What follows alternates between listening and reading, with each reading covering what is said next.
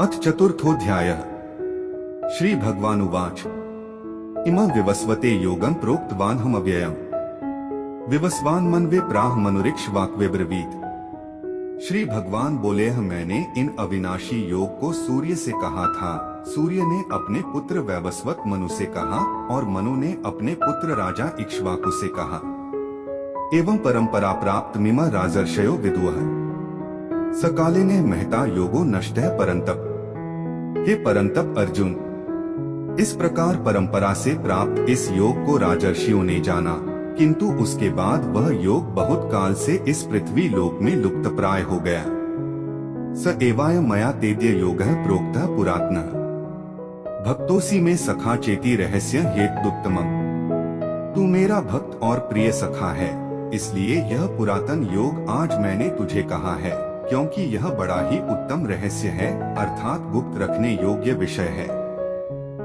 अर्जुन उवाच अपरं भवतो जन्म परं जन्म विवस्वतः कथमेतद्विजानीया त्वमादौ प्रोक्तवानिति। अर्जुन बोले, आपका जन्म तो अर्वाचीन अभी हाल ही का है और सूर्य का जन्म बहुत पुराना है, अर्थात कल्प के आदि में हो चुका था। तब मैं इस बात को कैसे समझूं कि आप ही ने कल्प के आदि में यह योग कहा था।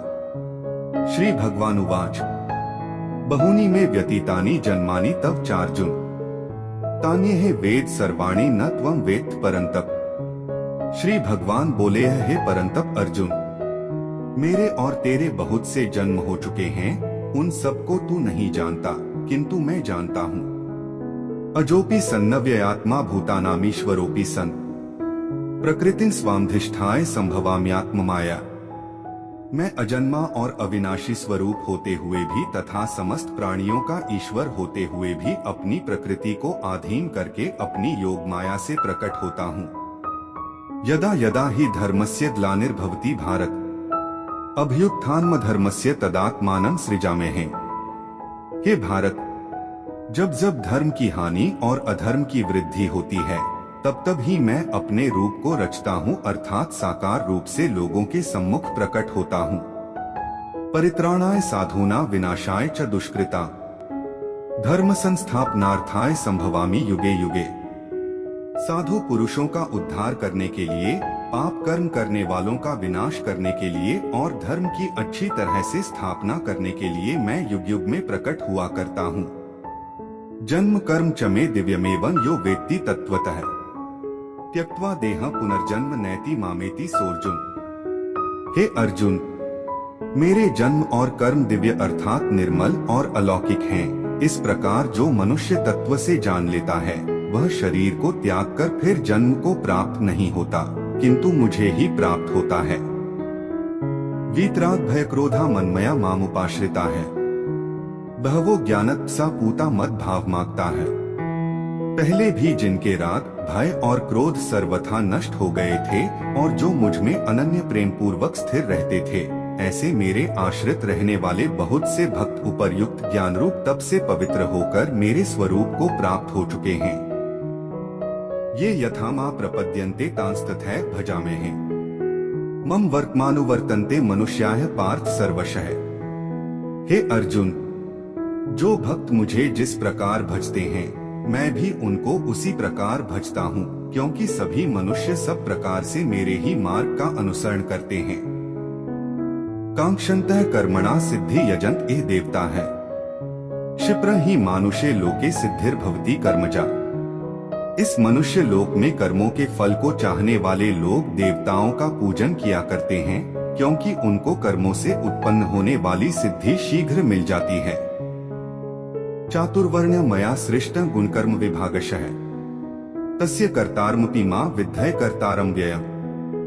ब्राह्मण, क्षत्रिय, वैश्य और शूद्र, इन 4 वर्णों का समूह गुण और कर्मों के विभाग पूर्वक मेरे द्वारा रचा गया है। इस प्रकार उस सृष्टि रचनादि कर्म का कर्ता होने पर भी मुझ अविनाशी परमेश्वर को तू वास्तव में अकर्ता ही जान। न मा कर्माणि लिम्पन्ति न मे कर्मफले स्पृहा इति मां योभिजानाति कर्मभिर्न स बध्यते।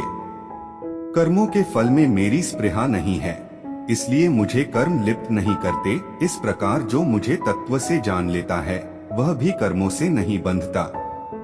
एवं ज्ञात्वा कृतं कर्म पूर्वैरपि मुमुक्षुभिः कुरु कर्मैव तस्मात् त्वं पूर्वैः पूर्वतरं कृतम्।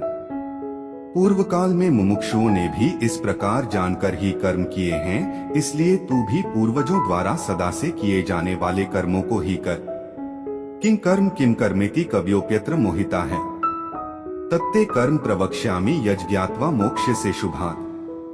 कर्म क्या है और अकर्म क्या है, इस प्रकार इसका निर्णय करने में बुद्धिमान पुरुष भी मोहित हो जाते हैं। इसलिए वह कर्म तत्व मैं तुझे भली भांति समझाकर कहूँगा, जिसे जानकर तू अशुभ से अर्थात कर्म बंधन से मुक्त हो जाएगा। कर्मणो ह्यपि बोद्धव्य य विकर्मण है। अकर्मणष्ट बोद्धव्य गहना कर्मणो गति है। कर्म का स्वरूप भी जानना चाहिए और अकर्म का स्वरूप भी जानना चाहिए तथा विकर्म का स्वरूप भी जानना चाहिए, क्योंकि कर्म की गति गहन है।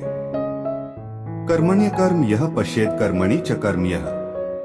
स बुद्धिमान मनुष्येषु संयुक्तः कृत्स्न कर्म कृत। जो मनुष्य कर्म में अकर्म देखता और जो अकर्म में कर्म देखता है, वह मनुष्यों में बुद्धिमान है और वह योगी समस्त कर्मों को करने वाला है।